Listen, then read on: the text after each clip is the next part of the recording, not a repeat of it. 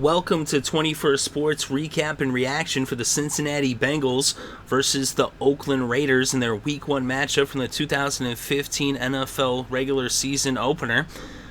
In this game, we're going to go over the stats, the scoring summary, and give our analysis. But let's start off in the first quarter. Jeremy Hill, 3-yard touchdown run midway through the first, puts the first points on the scoreboard. Nugent hits the extra point, and it was 7-0 Cincinnati over Oakland. It would remain that way heading into the second. And about 5.5 minutes into the second quarter, Nugent hits a 32-yard field goal, and it was now 10-0 Bengals over the Raiders. Then with just a little over 2 minutes left before halftime, Jeremy Hill gets into the end zone for the second time in this game, a 2-yard run.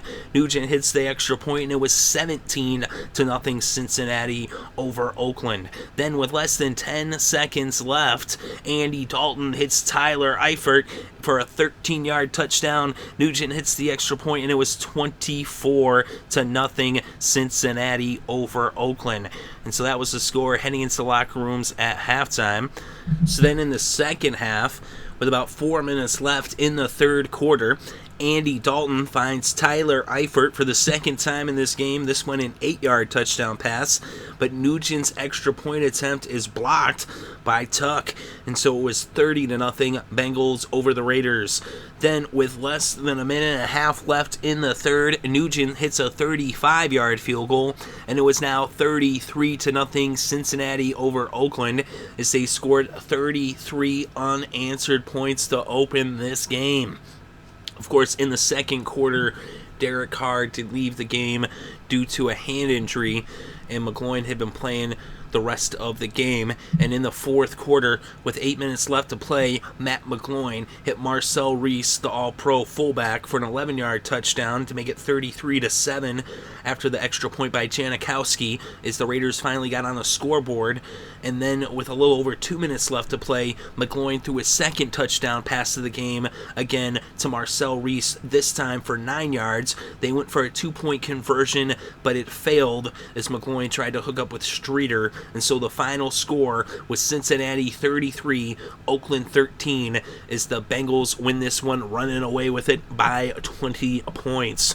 So a very dominant performance by Cincinnati on the road, very impressive, and this is going to go a long way towards them winning the North if they can compete like this and put up performances like this, especially on their defense, shutting out the Raiders. Of course, Derek Carr did leave the game early, but they performed really well regardless, and they also got some good production out of their offense as well, from Dalton and from Bernard and from Hill, as well as Tyler Eifert, who had a huge day for the Bengals. And Andy Dalton was 25 for 34 with 269 passing yards and 2 touchdowns. McGloin, in relief of Carr, was 23 for 31 with 142 passing yards, 2 touchdowns, and 1 interception. Carr had been 7 of 12 for 61 yards before leaving the game due to that hand injury. Hopefully he's all right and will be back soon, but we shall see. And the Bengals, their running backs both had 63 yards. Bernard did it off of 8 carries. Hill did it off of 19 carries, but he got into the end zone twice. And Bernard had 6 receptions for 25 yards. Hill did not have any receptions. And Murray was the leading rusher for the Raiders with 11 carries for 44 yards. He also had 7 receptions for 36 yards to give him a total of 80 yards in the game. Amari Cooper, the rookie receiver from Bama, had 5 receptions for 47 yards. Crabtree had 5 receptions for 37 yards, as they really didn't put up big numbers at all against the Cincinnati defense, which was dominant in this game. Marcel Reese, of course, had the 3 receptions for 26 yards and 2 touchdowns late in the game in garbage time. But, of course, 2 of his catches were for touchdowns.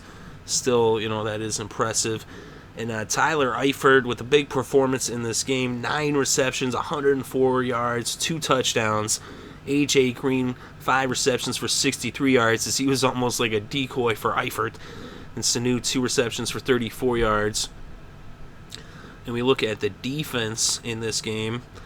And on defense, like I said, they were dominant. Pac-Man had 10 tackles in this game and a forced fumble. And they also, Atkins had a sack, Dunlap had a sack, and then Nelson had a pickoff in this game, the one interception. And there was no interceptions or sacks for the Raiders. Asante was their leading tackler with 7. Smith had 6. Woodson did have 5 tackles, but then as the game was coming to a close, I believe in the last 2 minutes of the game, Woodson, I think it was about a minute and a half left in the game, Woodson appeared to be injured and had to leave the game. And especially at that point with the outcome not in question, I mean, they had been down by 33, even with the 2 touchdowns, still down by 20. And I think they hadn't even scored did they score another touchdown when he went down? But still, I think they did actually. But to see him go down like that, that's a big blow for the Raiders and for their defenses. They need to have Woodson out there. He's the only veteran really in that secondary, as you saw how they got exploited in this game. And in terms of first downs, the Bengals 22 first downs to 16 for Oakland. Both teams had trouble converting third downs, as the Bengals just 4 for 13 and the Raiders just 3 for 12. Of course, though, they did convert that one fourth down, and the Raiders 2 for 3 on fourth down conversions. Of course, that came late in the game. And then total net yards, the Bengals had 396, the Raiders 246. That's net. And then net rushing yards, 127 to 63 for the Raiders, more than twice as many. And then in the air, 269 net versus 183 net for the Raiders. So the Bengals dominating all statistical categories and the time of possession as well, as they had the ball for 32 minutes and 32 seconds versus 27 minutes and 28 seconds for the Raiders. So an utterly dominant performance by the Bengals on the road against a Raiders team that you would have expected to have been better. Of course, this is the first game in the Jack Del Rio era. But the Bengals looking strong, winning on the road, and we know that they can win at home, as they had been undefeated in the regular season last year. And so now, right here, a big road win to start off the season for the Bengals, looking very impressive on both sides of the ball. But let me know what you think in the comment section below. Definitely interested to read your thoughts and opinions. Thank you very much for listening. It is greatly appreciated. I hope you're having a good day and had a great weekend and enjoyed all the sports.